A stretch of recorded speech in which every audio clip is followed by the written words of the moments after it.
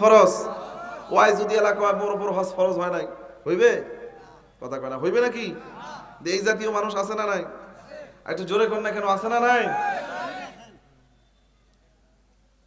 কত শত মানুষ যাদের উপরে হজ ফরজ ছিল, হজ না করেই বেচারারা মারা গেছে। আল্লাহ জানে কি হবে। হ্যাঁ, কোটি কোটি টাকা থাকলেও যায় না। ওই চিন্তা করে বাপরে বাপ 6 লাখ টাকা যাইবে রে, এই 6 লাখ টাকা মুই কে নষ্ট করম, এই 6 লাখ টাকা ব্যবসাত লাগা, ওর ব্যবসা আরো বড় হইবে, তারপর দেখা যাইবে। কথা কন ঠিক কিনা? একটু জোরে কন ঠিক কিনা? আপনাদের খারাপ লাগতেছে? এই তোমাগুলো লাইভ গুলো বন্ধ করে রে, মই তৈলে শোক খালি আঞ্চলিক ভাষা কয়া সর্বনাশ করে ফেলানো। হ্যাঁ, তাকবীর বলেন, লিল্লাহে তাকবীর। আর একটু জোরে, লিল্লাহে তাকবীর। আরে মুই কোন লিল্লাহে তাকবীর, ওটাও কয় লিল্লাহে তাকবীর, কারে? হ্যাঁ, তোমাকে কইবেন আল্লাহু আকবার, লিল্লাহে তাকবীর। আরো জোরে, লিল্লাহে তাকবীর। এখন কোন হজ কি যেটা সেটা করা যায়? কথা কয় না, যেটা সেটা করা দিবে? তাহলে হজ করতে কোথায় যেতে হয়? জোরে বলে না, কোথায়? হ্যাঁ, মদিনা হজের অংশ না, আমার দিকে তাকান। মদিনা হলো মহব্বতের অংশ। হজ করতে নির্দিষ্ট কিছু জায়গায় গিয়ে নির্দিষ্ট কিছু ইবাদত সমাপ্ত করতে হয়। বাইতুল্লাহ, জোরে বলেন কি? জোরে বলেন। আরাফার ময়দান, জোরে বলেন কি? একটু জোরে বলেন, কি ময়দান? মিনা, বলেন না, মিনা। মুজদালিফা, সফা মারওয়া, জোরে বলেন, সফা মারওয়া। এই জায়গাগুলো বিশেষ বিশেষ কাজ, বিশেষ বিশেষ ইবাদত সমাপ্ত করার মাধ্যমে হজ হয়। এছাড়া অন্য কোথাও হজ হইবে না। আমার দেশত কিছু পিসাব আছে, বাটপার পিসাব, ধোকাবাজ পিসাব, আমার তো হজ যায় না। কৃত্রিম কাবা ঘর বানায়, কৃত্রিম কাবা ঘর তৈরি করে কি করে, মুরিদ কয় 7,000 টাকা দে, এটা 7 বার ঘুরে তোর হজ হয়ে যাবে। একটু জোরে কন তো সুবহানাল্লাহ। এখন টের পাইছে, জোরে কন কি? এই জাতীয় কাজ করে যারা, হজের ফরজ বিধানকে বৃদ্ধাঙ্গুলি দেখায় তারা, ধর্মদ্রোহী তারা, ফাঁসির আসামি তারা। এই জোরে বলেন ঠিক কিনা? তাহলে হজ যেটা সেটা হইবে, করে যাওয়া হইবে, কয় না। বাইতুল্লাহ, বাইতুল্লাহ কার ঘর? জোরে বলেন। আল্লাহ বলছেন, ইন্না আউওয়ালা বাইতিন উদিআ লিন-নাসি লাল্লাযী বিবাক্কাতা মুবারাকান ওয়া হুদাল লিল-আলামিন। একটু জোরে বলুন আল্লাহু আকবার। রাব্বুল ইজ্জত ওয়াল জালাল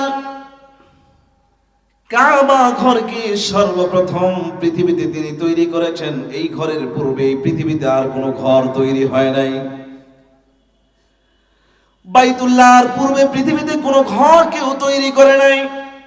না বিল্ডিং এর ইট দিয়ে ঘর তৈরি হয়েছে, না ছন দিয়ে ঘর তৈরি হয়েছে, না মাটি দিয়ে ঘর তৈরি হয়েছে, না টিন শেড দিয়ে ঘর তৈরি হয়েছে।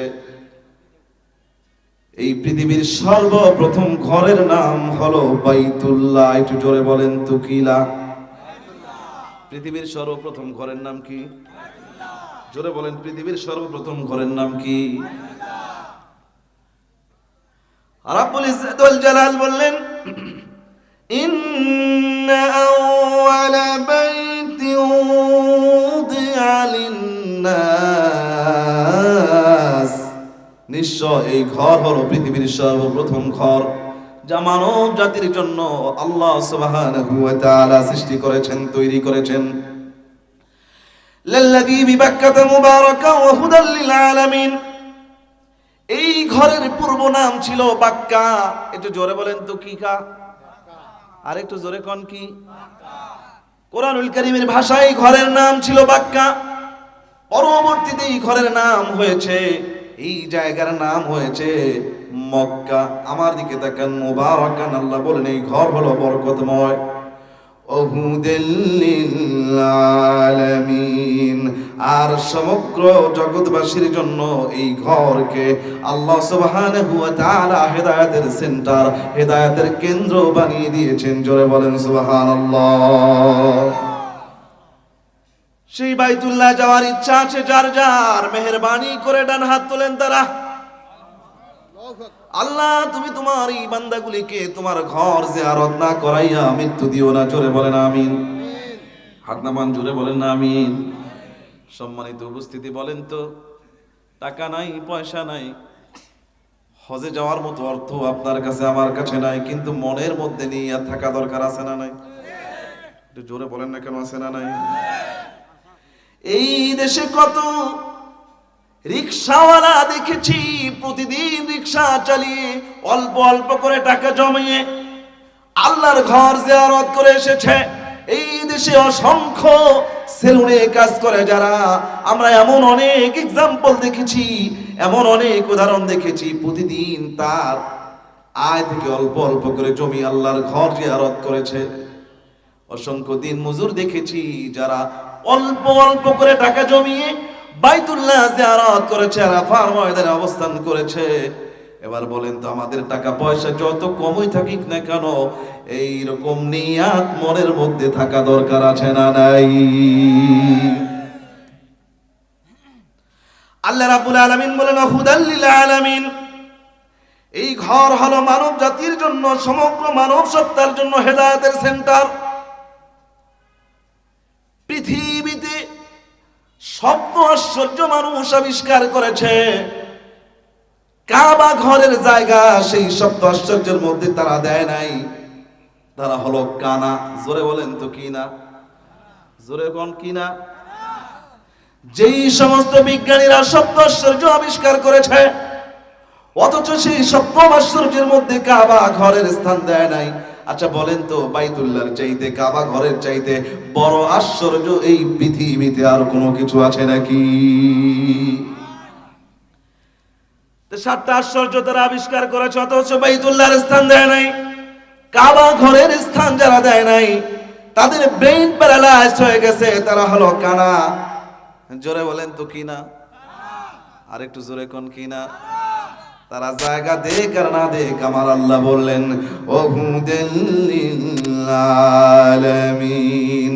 জগৎবাসীর জন্য এই ঘরকে আমি আল্লাহ হেদায়েতের সেন্টার বানিয়ে দিয়েছি, হেদায়েতের কেন্দ্র বানিয়ে দিয়েছি। জোরে মহব্বতে বলেন সুবহানাল্লাহ।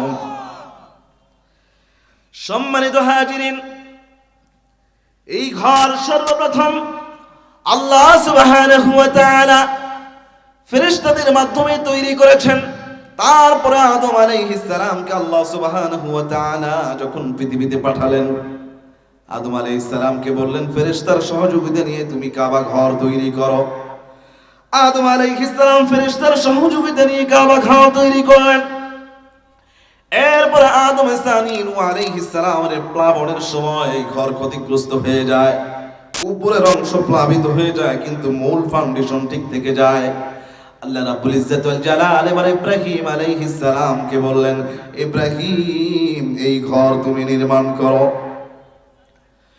ইব্রাহিম আলাইহিস সালামকে মূল ফাউন্ডেশনটা আল্লাহ রাব্বুল আলামিন দেখাবার জন্য, চিনিয়ে দেবার জন্য, ঠিক কাবা ঘরের যে মূল ফাউন্ডেশন, ওই বরাবর আকাশমালা, আকাশের মধ্যে একটা মেঘ খণ্ড ছেড়ে দিলেন। ওই মেঘের ছায়াটা ঠিক যেই জায়গায় পড়লো, ওই জায়গায় আল্লাহ সুবহানাহু ওয়া তাআলা কাবা ঘরের মূল ফাউন্ডেশন রেখেছেন। ওই ফাউন্ডেশন উপরে আমাদের জাতীয় বাবা, আমাদের জাতির পিতা ইব্রাহিম আলাইহিস সালাম পুনরায় কাবা ঘরের গাঁথনির কাজ শুরু করে দিয়েছেন। একটু জোরে জবান খুলে মহব্বতে বলেন না সুবহানাল্লাহ। আল্লাহ রাব্বুল আলামিন যখন বলেন, ও ইব্রাহিম কাবা ঘরের গাঁথনির কাজ করো, ইব্রাহিম আলাইহিস সালাম আল্লাহ সুবহানাহু ওয়া তাআলাকে বললেন, প্রভু জনমানব শূন্য মরুভূমি, আমি একাকী ঘরের কাজ কেমনে করব? আল্লাহ আল্লাহ তুমি আমাকে সহযোগী দিয়ে দাও। আল্লাহ রাব্বুল ইজ্জত ওয়াল জালাল ইসমাঈল আলাইহিস সালামকে সহযোগী হিসেবে দিয়ে দিলেন। আর রাব্বুল ইজ্জত ওয়াল জালাল বললেন, ও ইব্রাহিম টেনশন করো না, তুমি কিছু পাহাড়ের নাম ধরে ধরে ডাক দাও, দেখবা সেখান থেকে পাথর গড়িয়ে গড়িয়ে তোমার কাছে চলে আসবে। সাইয়েদনা ইব্রাহিম আলাইহিস সালাম আল্লাহর কথা মতো এবার তুরে সিনা, তুরে লুবনান, তুরে যাইতা, তুরে জুদি, তুরে হেরা, এই 5 পাহাড়কে লক্ষ্য করে ইব্রাহিম আলাইহিস সালাম বললেন, ও পাহাড়েরা, আমি আল্লাহর ঘরের নির্মাণের কাজ করব, আমার পাথরের প্রয়োজন। এই 5 পাহাড়কে বলতে দেরি হয়েছে, পাহাড়গুলি থেকে পাথর গড়িয়ে গড়িয়ে সাইয়েদনা ইব্রাহিম আলাইহিস সালামের সামনে এসে উপস্থিত হয়ে গেছে। আর একটু জোরে বলা যাবে কি সুবহানাল্লাহ? ইব্রাহিম আলাইহিস সালাম কাবা ঘরের গাঁথুনির কাজ শুরু করলেন। কাজ করতে করতে কোমর পর্যন্ত হয়ে গেল, গলা পর্যন্ত হয়ে গেল, মাথা পর্যন্ত হয়ে গেল। এখন কাজ করতে গেলে উপরে আর হাতে পাওয়া যায় না। এখন কাজ করবেন কেমনে? আবার আল্লাহ রাব্বুল আলামিন কি বলে, আল্লাহ আমি তো আর তোমার ঘরের কাজ করতে পারতেছি না, অনেক উঁচু হয়ে গেছে রে আল্লাহ, এবার আবার তুমি আমাকে সাহায্য করো। আল্লাহ বললেন, টেনশন নিও না রে ইব্রাহিম। রাব্বুল ইজ্জত ওয়াল জালাল জান্নাত থেকে একটা পাথর পাঠিয়ে দিলেন। ও ইব্রাহিম, এই পাথরই দাঁড়িয়ে তুমি কাবা ঘরের গাঁথুনির কাজ শুরু করে দাও। এবার আল্লাহ সুবহানাহু ওয়া তাআলা জান্নাত থেকে যে পাথর পাঠালেন, ওই পাথরে দাঁড়িয়ে সাইয়েদনা ইব্রাহিম আলাইহিস সালাম কাবা ঘর নির্মাণের কাজ শুরু করলেন। যখন উপরে ওঠা দরকার, পাথরটা স্বয়ংক্রিয়ভাবে ইব্রাহিম আলাইহিস সালামকে উপরে উঠিয়ে নেয়। সুবহানাল্লাহ কয় না? আবার যখন নিচে নামা দরকার, পাথরটা স্বয়ংক্রিয়ভাবে ইব্রাহিম আলাইহিস সালামকে নিচে নামিয়ে দেয়। এই পাথর